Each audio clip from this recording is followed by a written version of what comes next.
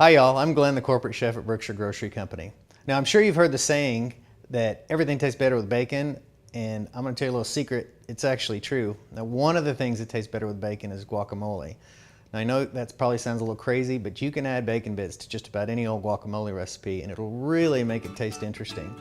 I've got a recipe that's dolled up and tastes amazing.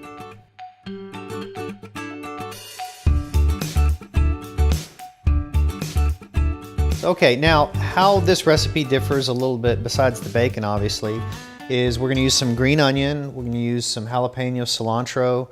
Normally guacamole can be just as simple as avocado, lime juice, and salt. That way I've found some of the best guacamole I've ever had with just simple recipes like that. But we're going to doll this one up a little bit. To get the best out of any guacamole, you need to start with good avocados. Now, how you do that is, you're in the supermarket. You pick up the avocado. It should have some weight to it. It should be heavy. And whenever you squeeze it, there shouldn't be any soft spots, any really distinctly soft spot. It should have just a bit of give to it. It may or may not be black. Sometimes they stay green, but can still be very ripe. Now, I think we've all done this too, get them home and we found out, this isn't quite as ripe as I'd like to be. One of the tricks that you can do to fix that is put them in a paper bag with a potato or an onion or a banana and wrap up the bag and let it sit for anywhere from 6 to 12 hours. And sometimes it might take a little bit longer, but your avocados will ripen much more quickly that way. So to get started, let's pit an avocado. Now, one of the things that I find that in guacamole sometimes is this little stem. It's always a good idea to pull that out first. And then what we're going to do is we're going to take a knife and we're going to take it all the way down to the pit. And from there we'll separate it. Now to get that pit out easily is just take a knife, and a fairly sharp knife if you have one, and tap that seed and spin it. It'll come right out. And from there we'll take a spoon and just scoop out the flesh.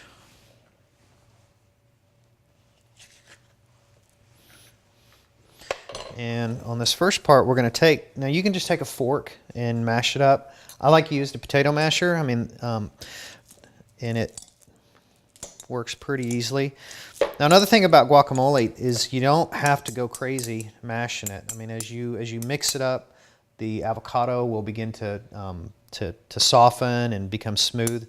But if you really, from the get-go, start mashing it, you really almost make pudding, and I like a little bit of texture. And if you like it much smoother, of course, you can just, mash away. So we've got our avocado in the bowl. So next, the recipe calls for some garlic. Now this is a garlic press, and I know, some pros may not think they're, great. You should be using a knife. But, I think they're a really handy tool for the home cook. Really simple to use, not very expensive, lasts forever.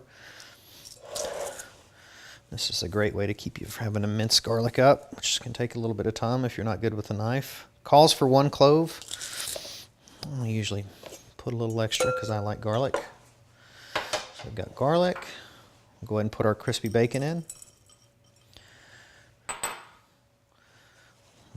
I'm going to squeeze a lime to start. Now, if you're not serving this straight away, you won't want to put your lime juice or your salt in until the very last minute. This will make it taste fresh and bright whenever you get ready to serve if you wait till the last minute to do that. Now, next it calls for tomato. So I'm going to show you a quick trick on cutting tomatoes. Now, there's the traditional way to dice a tomato. I find this is pretty quick and easy. It's kind of a roll cut where you take and you start your knife on the edge of the tomato. This works well if you're just doing a dice. And what you'll do is roll your tomato out like that, and then you'll scoop out your seeds to where you have a nice, almost flat piece of tomato. And from there, you cut it into strips. Once you get those strips all cut, then you'll line it up crossways, and then you'll dice it. Much quicker way of dicing tomatoes. Now, next we're going to do a jalapeno. Now, I don't know how many jalapenos you might have diced up or cut up in the day, but these things can, you know, irritate your skin if you're not careful. And one of the tricks is, as soon as you're done, I think for me, the quickest way to avoid this is to wash your hands immediately after cutting the jalapeno. You can wear gloves. Some people say you can coat them in a little bit of olive oil and it'll keep the capsicum from penetrating your skin. So these jalapenos are pretty hot, but I do like spice, so I'm going to take half the seeds out. So I've quartered it long ways, and just like the tomato, I'm going to take it and cut it into strips. Once we get our strips. Now, if there's any of these ingredients you don't like, it's not going to really hurt to leave them out. Bit of cilantro. Cilantro is another one that you don't really have to worry about the stems too much. I don't go crazy picking leaves off cilantro. I don't, you know, worry about taking every little leaf and stripping it off. That's really not necessary. There's a lot of flavor in the stems, so you can use most of the bunch. And you don't have to go crazy chopping it either. I just like to rough chop my cilantro too. And finally, how this differs a little bit from the typical guacamole recipe is it's got green onions instead of yellow onions, which I think it adds a brightness to the dish. And these are just sliced.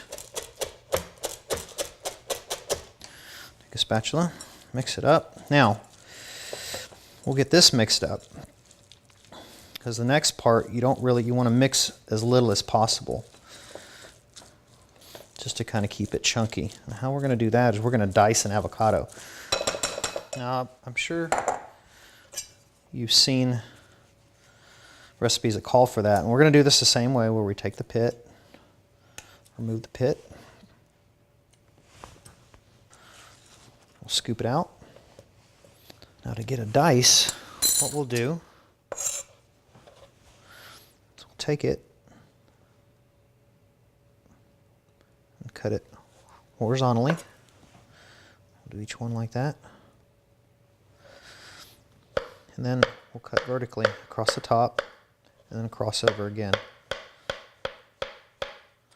Now, if you're going to make this ahead, I wouldn't really make it more than a few hours ahead. If you have to make it any more than that, sometimes you get a little browning, and that's kind of normal. The lemon juice will retard that a bit. But one of the ways you can keep it from turning is if you take a bit of plastic wrap. Instead of just covering the bowl, what you want to do is press the plastic wrap into the guacamole, just to have it touching. And what you're trying to do is keep the air off of it, and that's really what causes the browning. And there you go. That's bacon guacamole. Now, I think this recipe is awesome. It's one of the best guacamole recipes I've ever tried. That'd be great for your next family get-together or tailgate party. That is, if it even makes it to the party. You can find this recipe and many others in the October issue of Celebrate Cooking. It's available online or at your neighborhood Brookshire's.